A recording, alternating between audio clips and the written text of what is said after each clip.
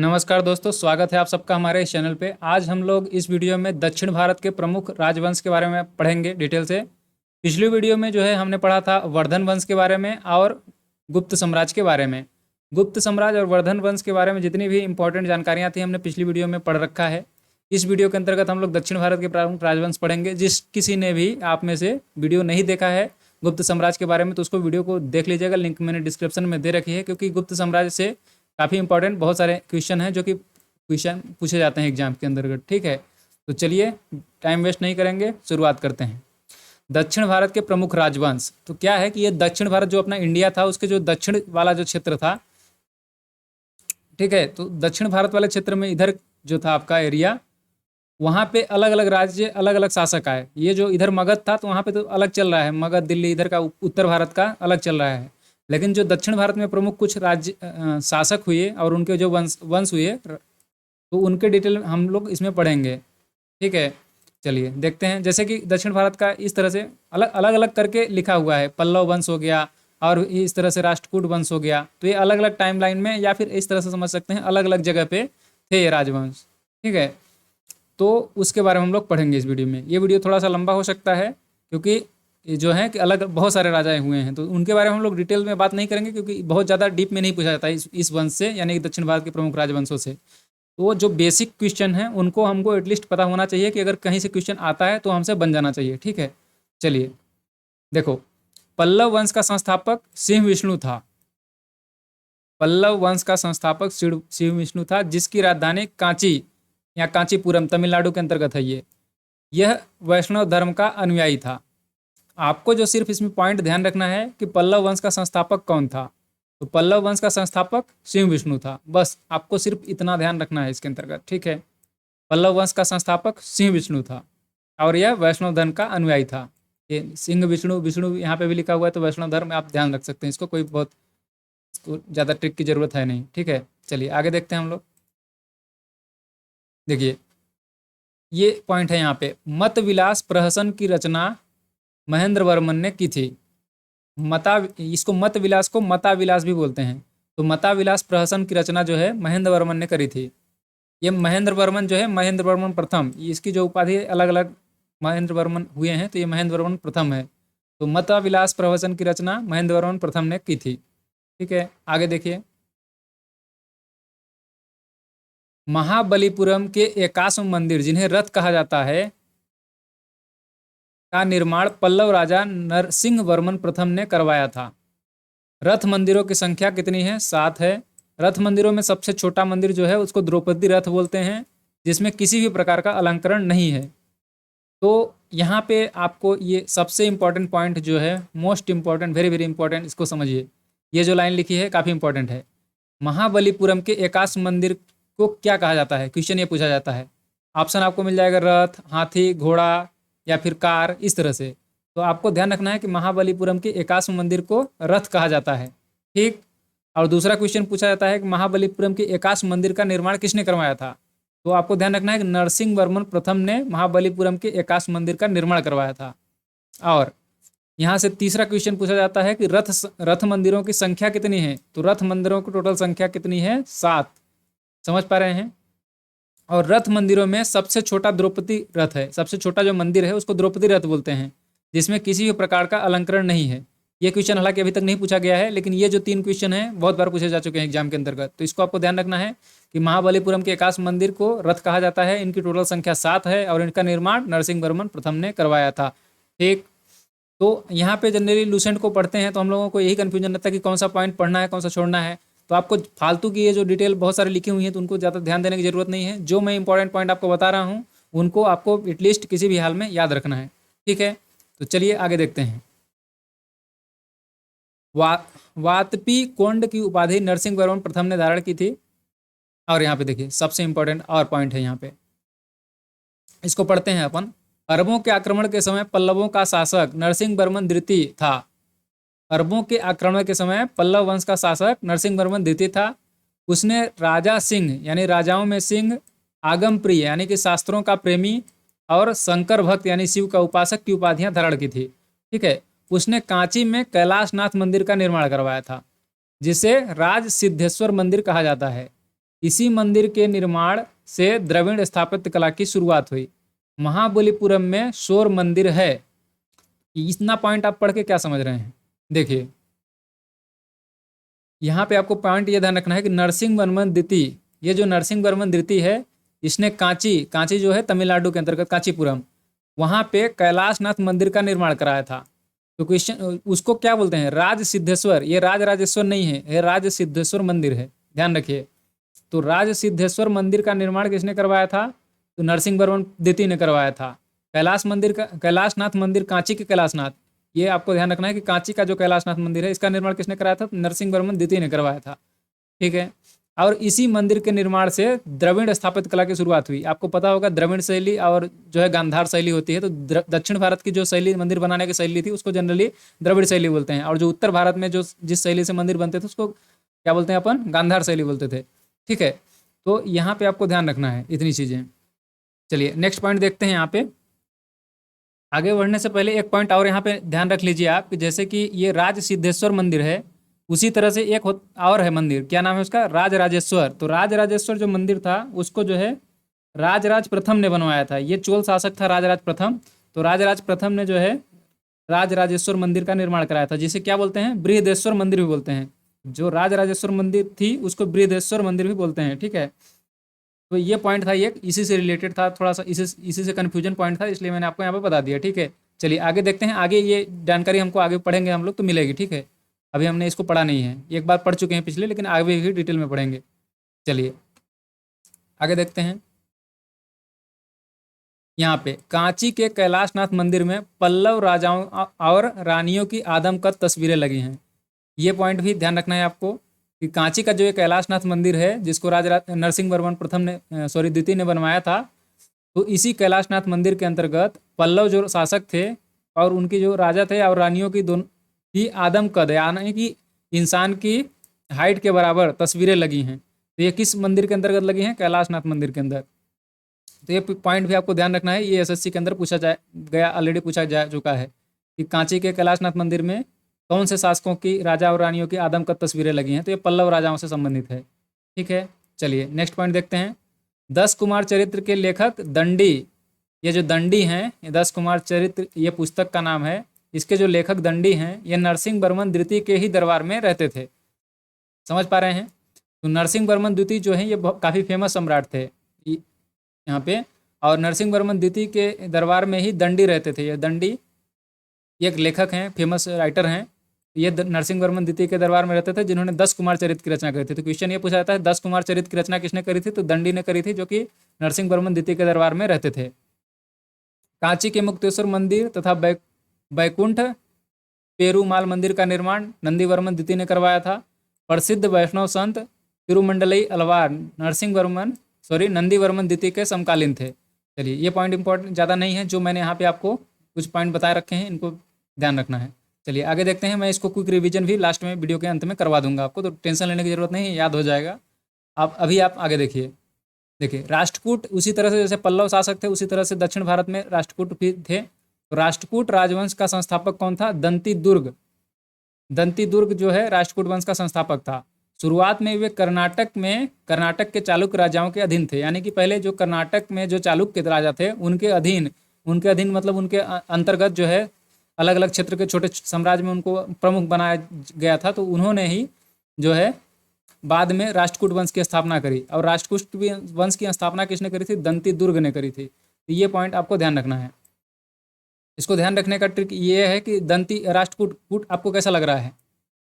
कूट, राष्ट्रकूट, दंती दुर्ग, ये आपको यहाँ से कूट और दुर्ग, इससे आप ध्यान थोड़ा सा ट्रिक मिला सकते हैं। तो नहीं तो डायरेक्टली आप भी याद रख सकते हैं इसको। राष्ट्रकूट वंश का स्थापना जो है दंती दुर्ग ने की थी, और ये जो संस्थापक हैं दक्षिण भारत के राजवंशों के, यहीं से ज़्यादातर क्वेश्चन पूछे जाते हैं।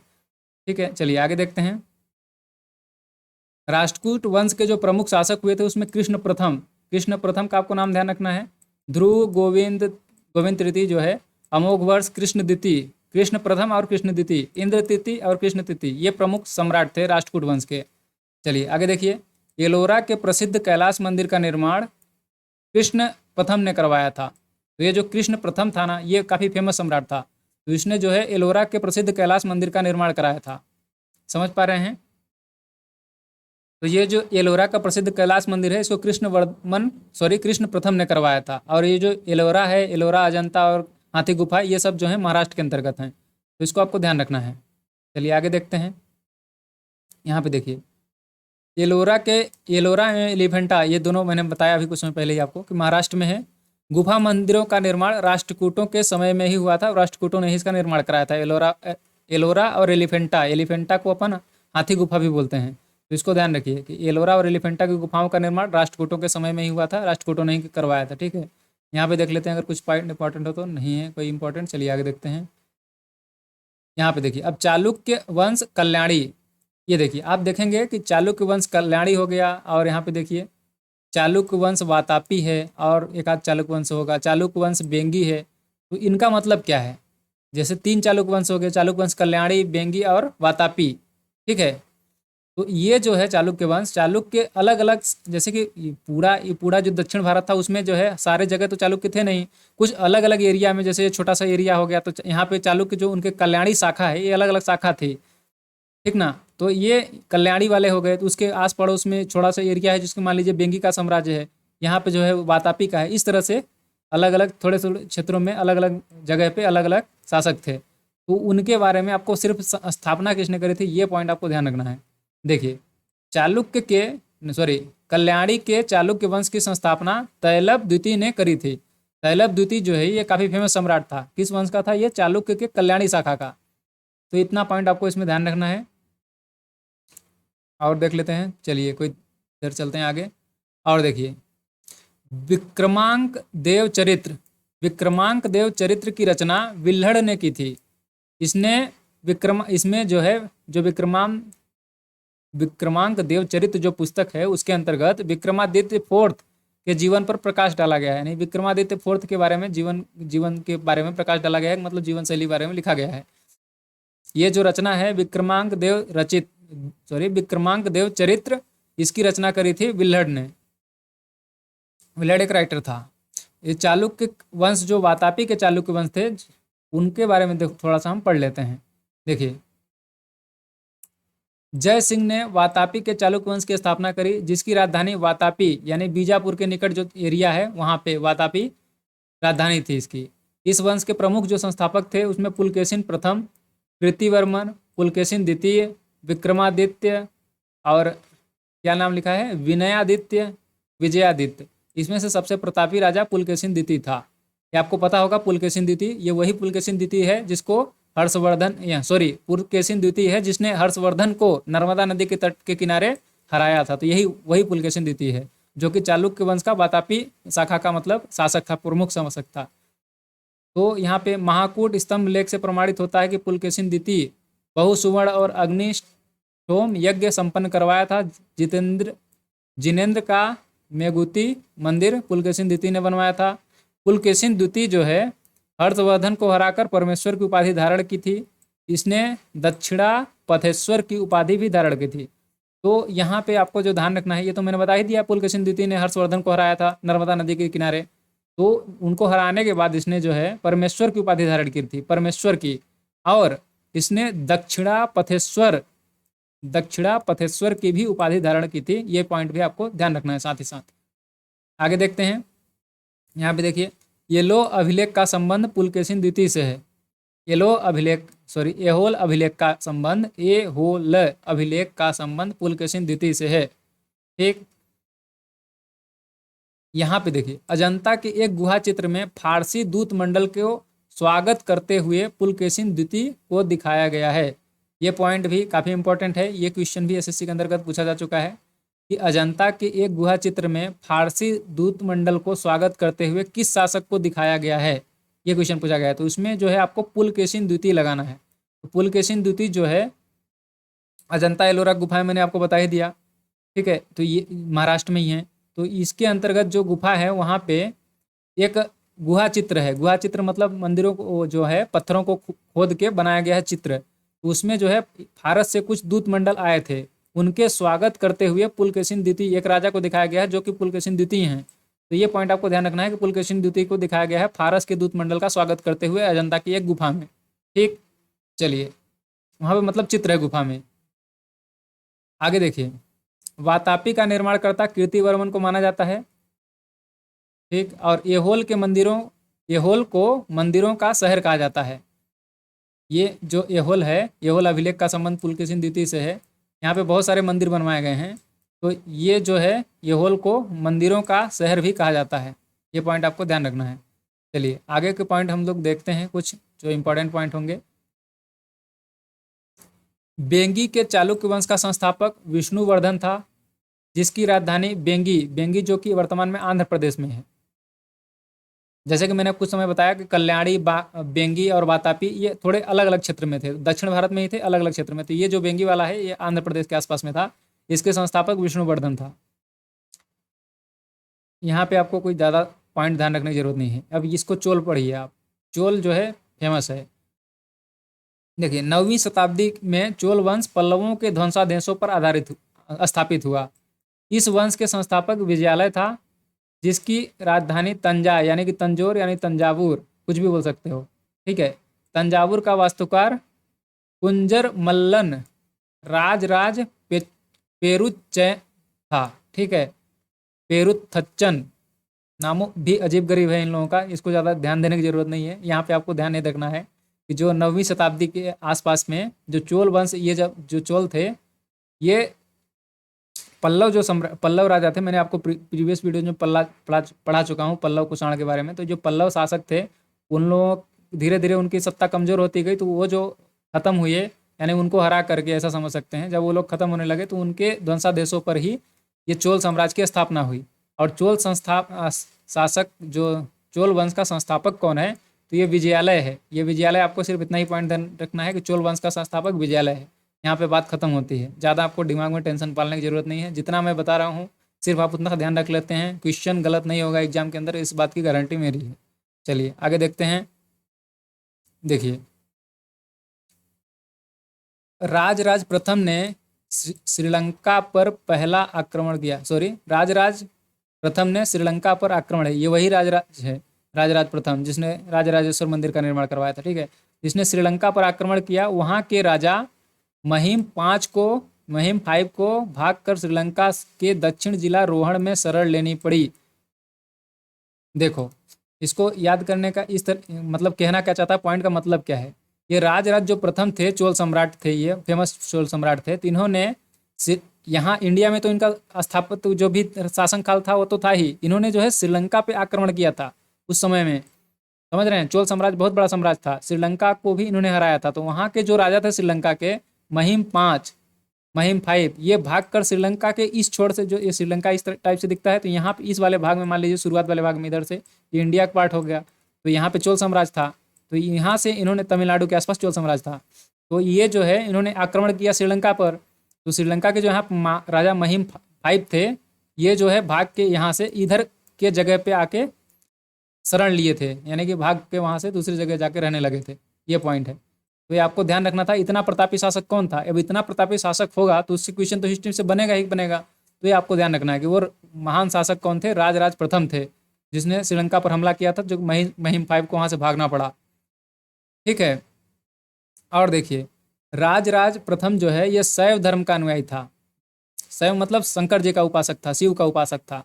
इसने जो है तंजौर में राजराजेश्वर का शिव मंदिर बनवाया। मैंने कुछ समय पहले ही बता दिया आपको, राजराजेश्वर। ये राजराजेश्वर आपको ध्यान रखने की भी, देखिए नाम में ही छुपा हुआ है, राजराज लिखा हुआ है तो राजराजेश्वर, इस तरह से आप इसको याद रख सकते हैं। और देखिए आगे, चोल साम्राज्य का सर्वाधिक विस्तार जो है राजेंद्र प्रथम के शासनकाल में हुआ। बंगाल के पाल शासक महिपाल को पराजित करने के बाद राजेंद्र प्रथम ने गैंगे कोड़ चोल की उपाधि धारण की और नवीन राजधानी गैंगे कोड़ चोलपुरम के निकट चोल गंगम नामक विशाल तालाब का निर्माण कराया। ठीक है, चलिए आगे देखते हैं। यहाँ पे सिर्फ आप इतना जो मैं पॉइंट बता रहा हूँ इनको ध्यान रखिए, इनको आप पढ़ लीजिए, दिमाग में कहीं ना कहीं स्टोर होगा, बार बार रिवाइज करेंगे तो याद हो जाएगा। टेंशन लेके पढ़ने की जरूरत नहीं है, बस रिलैक्स होकर आप सुनते जाओ जो बातें मैं बोल रहा हूँ। चोल वंश का अंतिम राजा राजेंद्र तिथि था। ठीक है, आगे देखिए, स्थानीय स्वशासन चोल साम्राज्य की मुख्य विशेषता थी। इसका मतलब क्या है? स्थानीय जो स्वशासन है, यानी कि स्थानीय स्वशासन चोल साम्राज्य की प्रमुख विशेषता थी। क्या है कि चोल साम्राज्य जो है बहुत बड़ा साम्राज्य था, इन्होंने जीत जीत के बहुत ज़्यादा एरिया कैप्चर कर लिया हुआ था चोलों ने, ठीक है।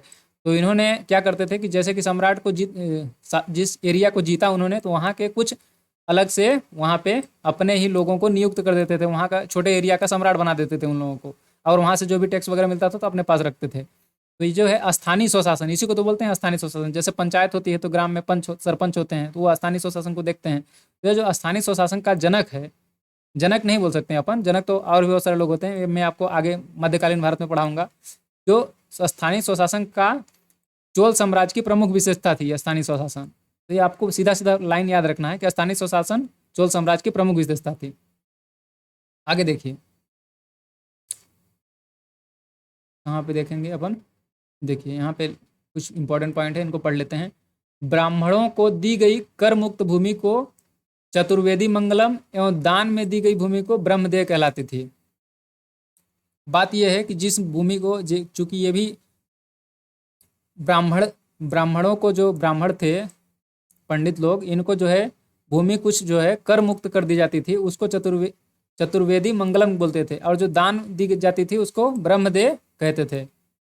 ब्रह्मदेय यानी ब्रह्म यानी कि ब्राह्मण को दी गई भूमि को ब्रह्मदेय, और जो चतुर्वेदी मंगलम मतलब उनको टैक्स जो है फ्री कर दिया गया उस भूमि को। चोल काल में कलंजू सोने के सिक्के थे। देखिए, चोल काल का सबसे महत्वपूर्ण बंदरगाह था कावेरीपट्टनम। ये पॉइंट ध्यान रखना है, चोल काल का सबसे महत्वपूर्ण बंदरगाह कौन था? कावेरीपट्टनम।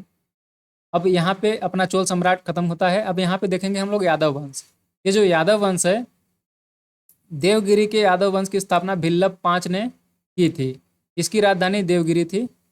देखिए, आपको सिर्फ इतना ध्यान रखना है कि देवगिरी के यादव वंश की स्थापना भिल्लभ फाइव, इसको पंचम लिखा है, इसको ऐसे भी लिखते हैं रोमन लिपि में, तो ये जनरली एग्जाम में ऐसे ही आता है भिल्लभ पाँच। तो इसको ध्यान रखना है कि देवगिरी के यादव साम्राज्य की, यादव वंश की स्थापना भिल्लभ पाँच ने की थी। बस आपको नाम बस ध्यान रखना है, भिल्लभ पाँच, ये भी कोई इंसान था। इतने में आपका काम हो जाएगा, टेंशन लेने की जरूरत नहीं। आगे देखिए, इस वंश का अंतिम स्वतंत्र शासक रामचंद्र था, जिसने अलाउद्दीन के सेनापति मलिक काफूर के सामने आत्मसमर्पण किया। यादव वंश का अंतिम शासक रामचंद्र था, जिसने अलाउद्दीन के सेनापति, जो अलाउद्दीन खान खिलजी थे, अलाउद्दीन खिलजी, उसके जो सेनापति थे मलिक काफूर, इसके सामने आत्मसमर्पण किया। ठीक है, आगे देखिए, होयसल वंश। जैसे हम लोगों ने अभी कितने वंश पढ़ लिए, दो चार तो पढ़ ही लिए हैं। अब यहाँ पे देखिए होयसल वंश, बहुत सारे वंश थे, तो सभी वंशों का पूरा डिटेल आपको, पूरा हिस्ट्री नहीं करना है कि मतलब उन्होंने क्या खाते थे, क्या नहाते थे, क्या पीते थे, छोटी छोटी डिटेल नहीं देखनी है आपको, सिर्फ इंपॉर्टेंट पॉइंट आपको ध्यान रखना है। ठीक है, क्योंकि ये बहुत सारे वंश थे और काफ़ी बड़ा साम्राज्य था इनका भी, अलग अलग टाइम लाइन में। तो बस जो मैं बोल रहा हूँ उनको ध्यान रखिए। द्वार समुद्र के होयसल वंश की स्थापना विष्णुवर्धन ने की थी। होयसल वंश यादव वंश की ही एक शाखा थी। ये जो यादव वंश अभी कुछ समय पहले हमने पढ़ा, उसी की एक शाखा थी। बेलूर में चेन्ना केशव मंदिर का निर्माण विष्णुवर्धन ने 1117 ईस्वी में किया था। ठीक है, कादम्ब वंश हुआ इस तरह से। कदम्ब वंश की स्थापना मयूर शर्मन ने की थी। कदम्ब वंश की राजधानी वनवासी थी, कोई इंपॉर्टेंट नहीं है। ये देखिए आप बस, गंग वंश में आपको ध्यान रखना है, गंग वंश का संस्थापक तो था वज्रहस्त पंचम था। ठीक है, काकतीय वंश, इस तरह से काकतीय वंश हुआ। इस वंश का सबसे महान शासक या शक्तिशाली शासक गणपति था। रुद्रमा देवी गणपति की बेटी थी, जिसने रुद्रदेव महाराज का नाम ग्रहण किया, जिसने 35 वर्षों तक शासन किया। अभी कोई इंपॉर्टेंट नहीं है, चलिए कोई दिक्कत नहीं है, जो मैं इंपॉर्टेंट पॉइंट होगा आपको बता दूंगा। सीमावर्ती राजवंशों का उदय, जो सीमावर्ती राजवंश है उसमें का उदय हम लोग देख लेते हैं। उसमें मतलब सिंपल सा ये है कि दक्षिण भारत के ही सब राजवंश हैं, और इसमें जो कुछ राजवंश हैं अलग अलग जगह के हैं। जैसे कि सीमावर्ती का मतलब क्या हुआ कि अपना जो इंडिया का था, उसके जो अलग अलग देशों से सीमा लगने वाले क्षेत्र हैं, वहाँ के एरिया के राजवंश के बारे में हम लोग पढ़ेंगे। ठीक है, तो पाल वंश का संस्थापक गोपाल था। ये काफ़ी पूछा जाने वाला क्वेश्चन है, फेमस क्वेश्चन है। पाल वंश, गोपाल, तो याद रखने का भी ट्रिक कुछ बनाने की जरूरत नहीं है। पाल गोपाल ध्यान रख लीजिए, या बाल गोपाल ध्यान रख लीजिए, ट्रिक से बना सकते हैं। पाल वंश की स्थापना गोपाल ने करी थी। इस वंश की राजधानी जो थी मुंगेर थी। गोपाल बौद्ध धर्म का अनुयायी था, जिसने उदंतपुरी विश्वविद्यालय की स्थापना करी थी। पाल वंश के प्रमुख शासक धर्मपाल, देवपाल, नारायणपाल, महिपाल और न्यायपाल थे। पाल वंश का सबसे महान शासक धर्मपाल था। जिसने विक्रमशिला विश्वविद्यालय की स्थापना करी। हाँ, ये काफ़ी इंपॉर्टेंट पॉइंट है, बस आपको यहाँ पे रुकना है और इसको ध्यान से समझना है जो मैं पॉइंट बोल रहा हूँ। देखिए, पाल वंश का सबसे महान शासक कौन था? ये धर्मपाल था, जिसने विक्रमशिला विश्वविद्यालय की स्थापना करी। ठीक है, विक्रमशिला क्वेश्चन ये पूछा जाता है, विक्रमशिला विश्वविद्यालय की स्थापना किसने करी? आपके पास ऑप्शन आ जाएंगे, धर्मपाल, देवपाल, नारायण पाल, यहीं के महिपाल। तो आप किस तरह से क्वेश्चन को करेंगे, ये पॉइंट आपको ध्यान रखना है कि जो है विक्रमशिला विश्वविद्यालय की स्थापना धर्मपाल ने करी थी, और नालंदा विश्वविद्यालय की स्थापना किसने करी थी? कुमारगुप्त ने करी थी।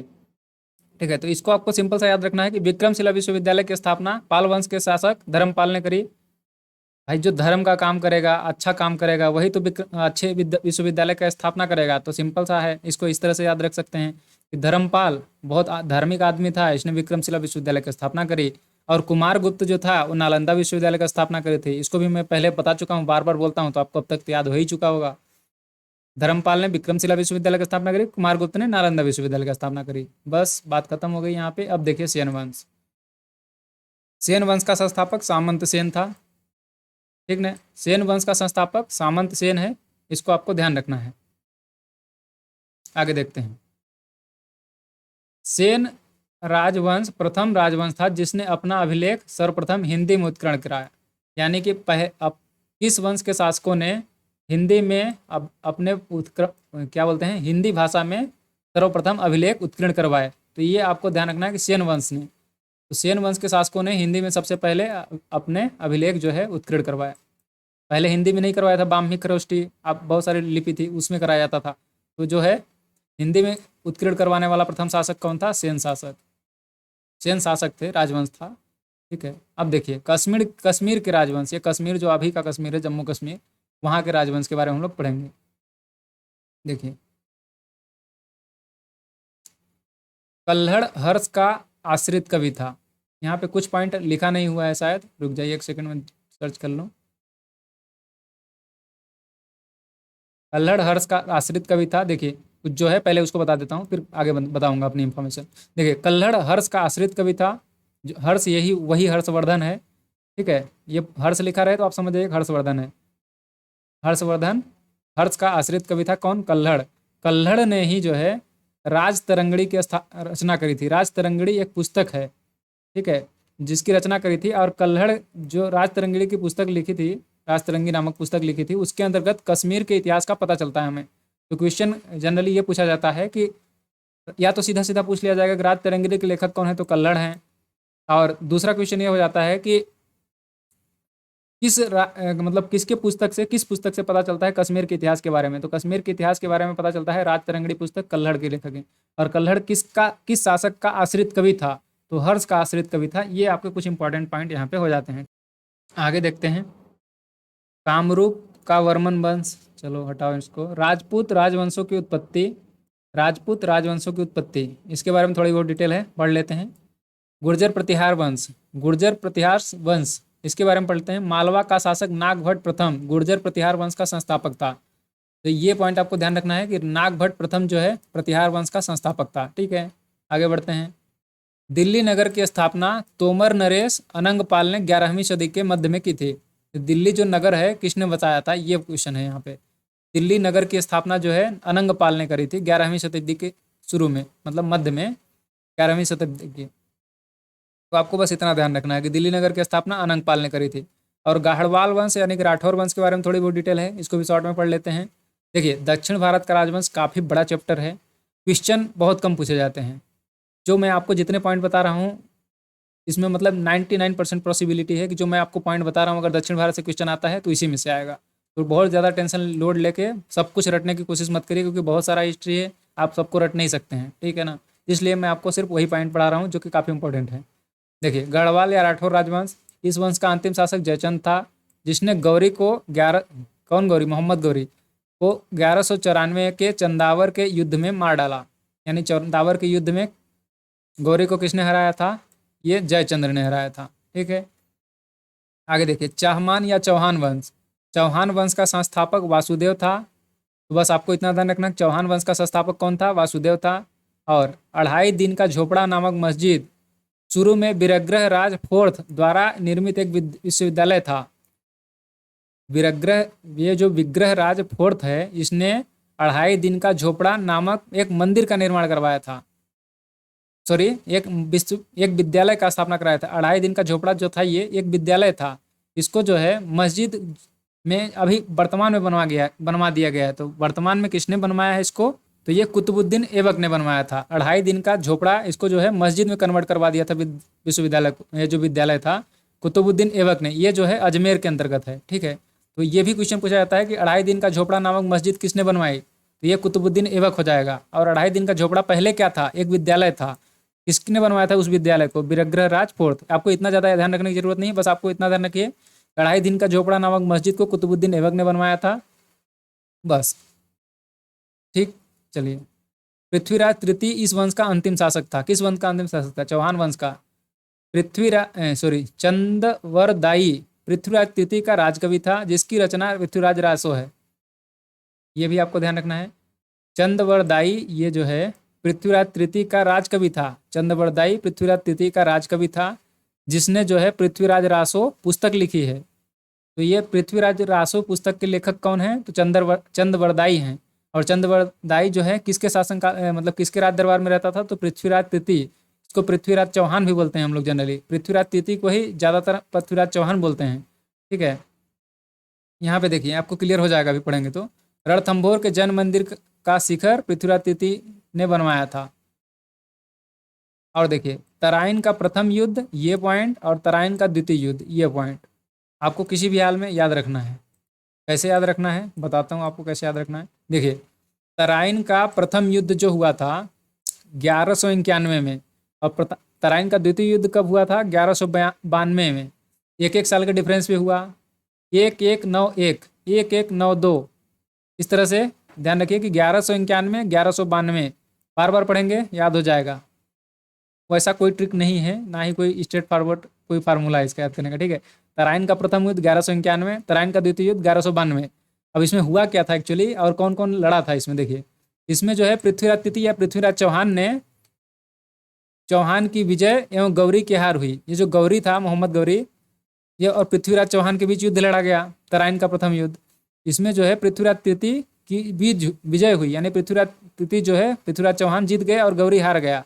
और जो दूसरा युद्ध हुआ 1192 में, तराइन का द्वितीय युद्ध, इसमें मोहम्मद गौरी जीत गया और पृथ्वीराज चौहान हार गए, ठीक है। तो ये आपको पॉइंट ध्यान रखना है कि पहले वाले में चौहान जी जीते थे, पृथ्वीराज चौहान, दूसरे में गौरी जीता था, यानी कि चौहान जी हार गए थे। पहले बारे में जीत गए, दूसरे बारे में ओवर कॉन्फिडेंस हो गए तो हार गए, ऐसा याद रख सकते हैं। तो तराइन का 1191 प्रथम युद्ध, 1192 में तराइन का द्वितीय युद्ध।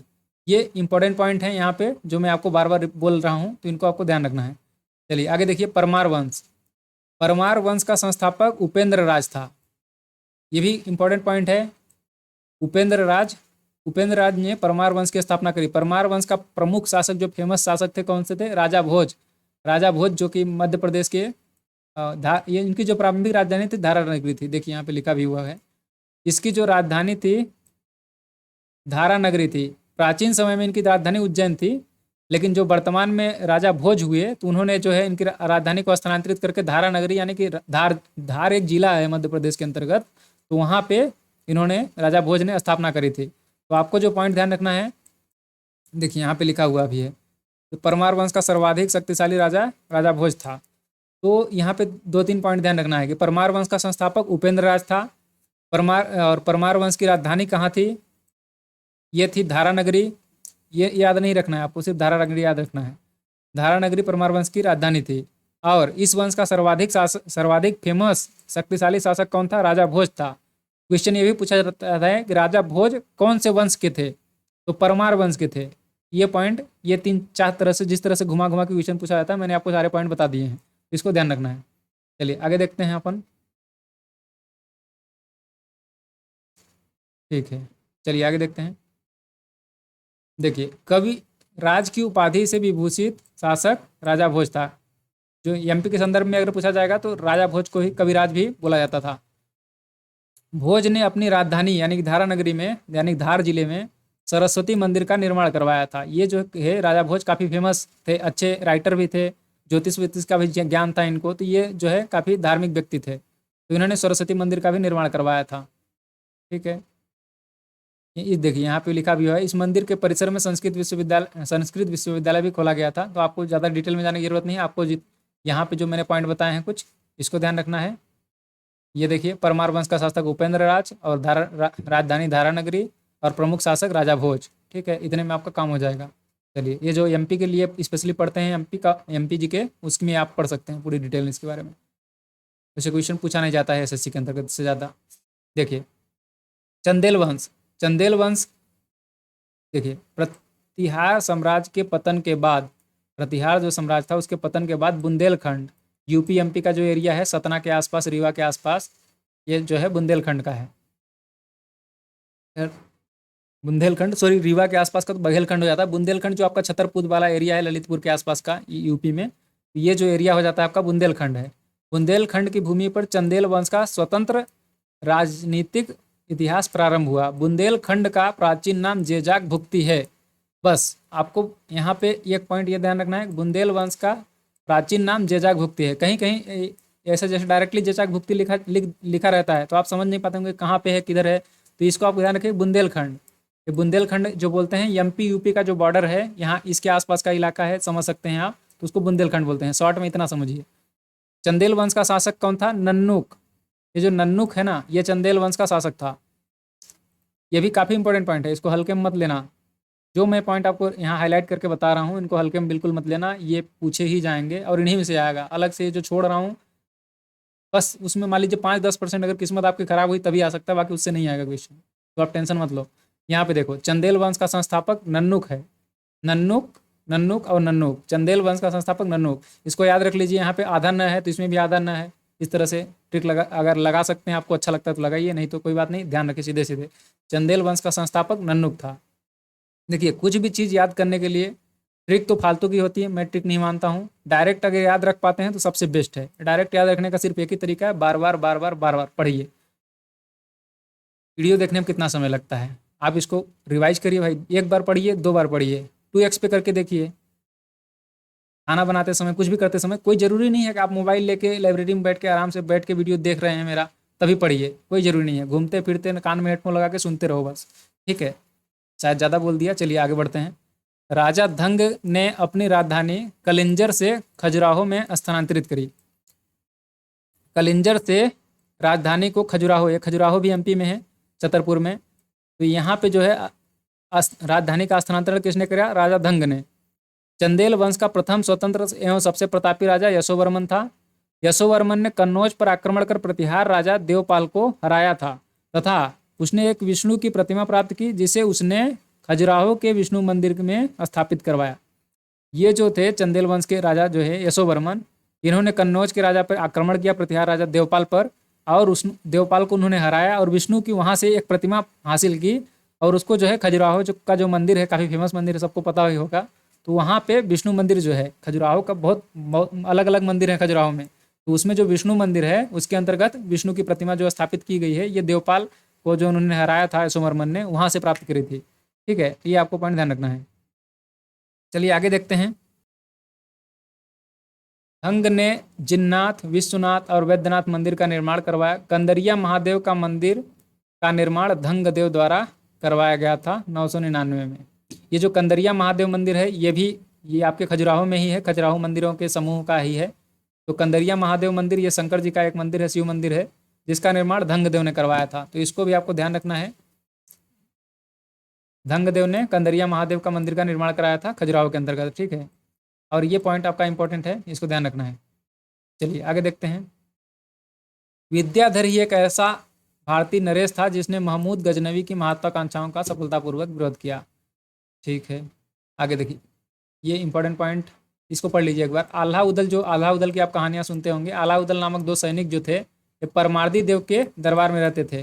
परमार्दी देव के दरबार में थे जिन्होंने पृथ्वीराज चौहान के साथ युद्ध करते हुए अपने जीवन गंवाया था। किसने युद्ध करते हुए जीवन गंवाया था? ये आल्हा उदल, ये काफ़ी फेमस सैनिक थे। ये अगर आप बुंदेलखंड क्षेत्र से हैं तो आपको पता होगा कि आल्हा उदल जो हैं कितने इंपॉर्टेंट है उस क्षेत्र के लिए। आगे देखिए, सोलंकी वंश तथा गुजरात के चालुक्य शासक। सोलंकी वंश और गुजरात के कुछ शासक थे, उनके बारे में, चालुक्य शासक के बारे में थोड़ा सा डिटेल पढ़ लेते हैं। देखिए, सोलंकी वंश का संस्थापक मूलराज प्रथम था। इसकी राजधानी अन्हिलवाड़ थी। मूलराज प्रथम शैव धर्म का अनुयायी था। भीम प्रथम के शासनकाल में महमूद गजनवी ने सोम मंदिर का आक्रमण किया। देखिए क्वेश्चन यहाँ पे आपको मिल जाएगा, वो इंपॉर्टेंट, कि महमूद गजनवी ने सोमनाथ मंदिर पर 17 बार आक्रमण किया, आपको पता ही होगा। तो महमूद गजनवी ने, ये जो था गजनी, इसने किसके शासनकाल में सोमनाथ के मंदिर पर आक्रमण किया था? सॉरी, सोमनाथ के मंदिर पर 17 बार आक्रमण नहीं किया था, भारत पर 17 बार आक्रमण किया था। ठीक है, तो जो सोमनाथ के मंदिर वाला जो आक्रमण था, जो सोमनाथ मंदिर को लूट के ले गया था, वो किसके समय में लिया गया था? वहाँ उस समय वहाँ के राजा कौन थे? क्वेश्चन ये पूछा जाता है। तो आपको लगाना है भीम प्रथम। भीम प्रथम के शासनकाल में महमूद गजनवी ने सोमनाथ मंदिर पर आक्रमण किया और सोमनाथ मंदिर को वहाँ से बहुत सारे पैसे लूट के ले गए। ठीक है, ये आगे आपको डिटेल में मिलेगा, टेंशन लेने की जरूरत नहीं है, आप बस यहाँ पे पढ़िए जो बोल रहा हूँ। देखिए, भीम प्रथम के सामंत विमल ने, ये सामंत विमल नहीं है, सामंत उनके जो भीम प्रथम के सामंत थे विमल, उनका नाम था विमल, ने आबू पर्वत कर, माउंट आबू पर्वत पर दिलवाड़ा या दिलावड़ा, इस तरह से भी बोलते हैं, तो दिलवाड़ा का प्रसिद्ध जैन मंदिर का निर्माण कराया। तो यहाँ पे आपको ध्यान रखना है, माउंट आबू पर्वत ये जो है ना, ये राजस्थान के अंतर्गत ही है।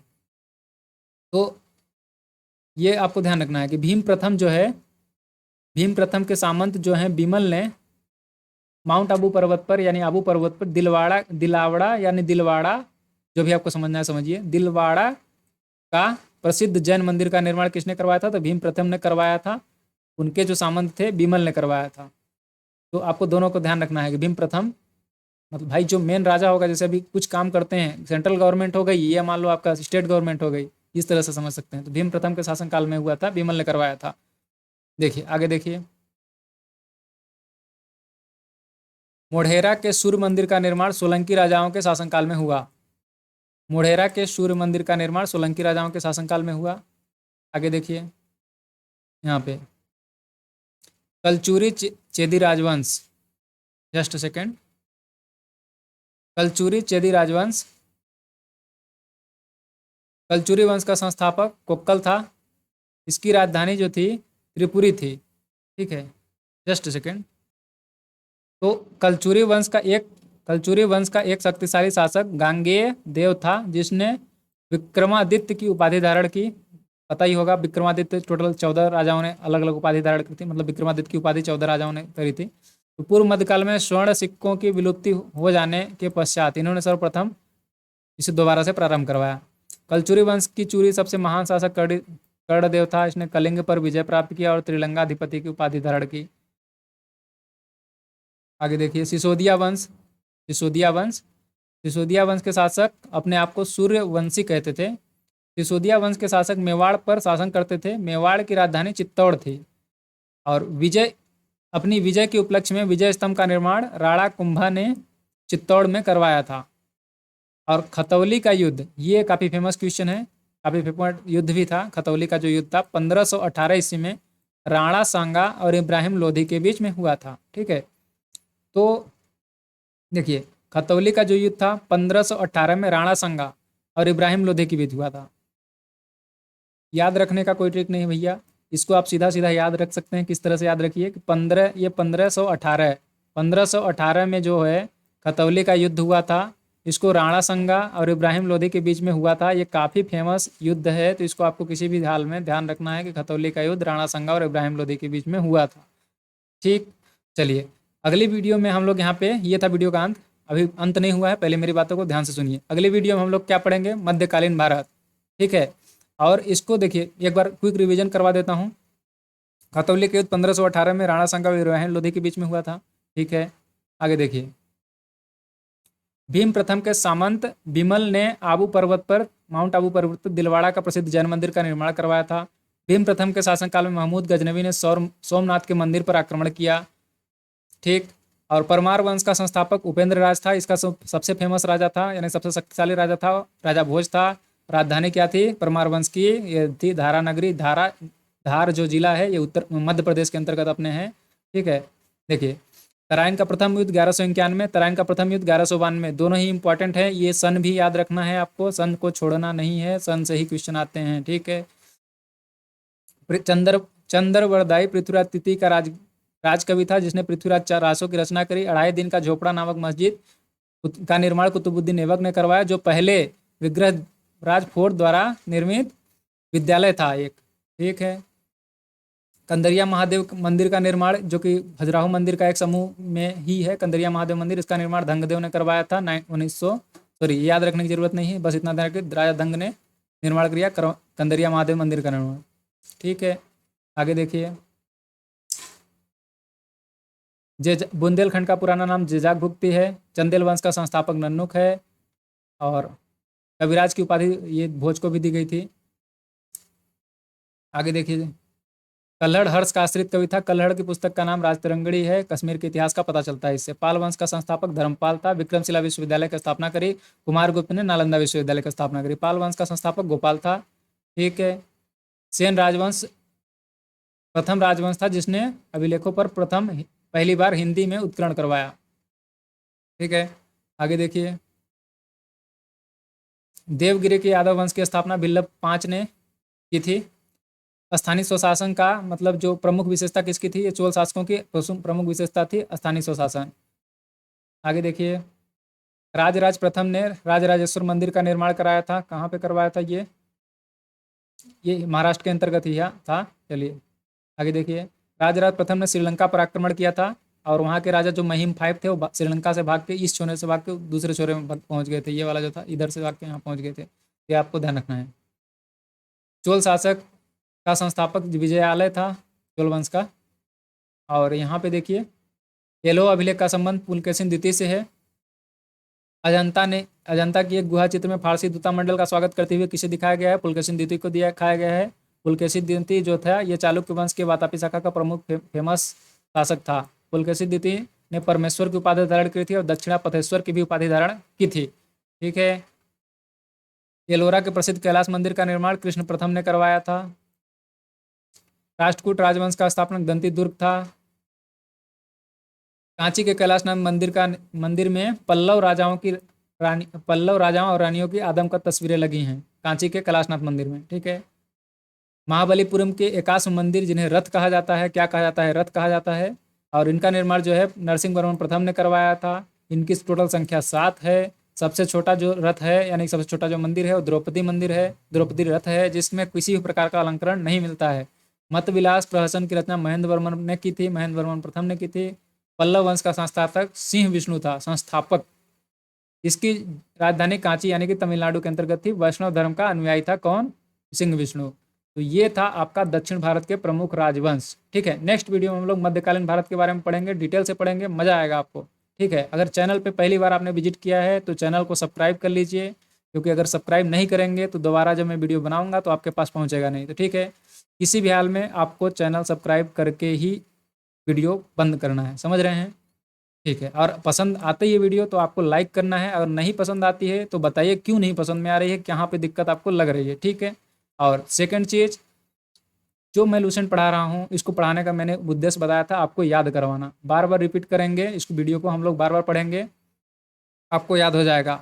लूसेंट एक बार पढ़ के याद नहीं हो सकता है, इम्पॉसिबल है। अगर कोई अलग इस तरह से आपको बता रहा है कि एक बार पढ़ के आपको याद हो जाएगा तो गलत बता रहा है। आप इन सब चक्करों में ना पढ़ें। ठीक है।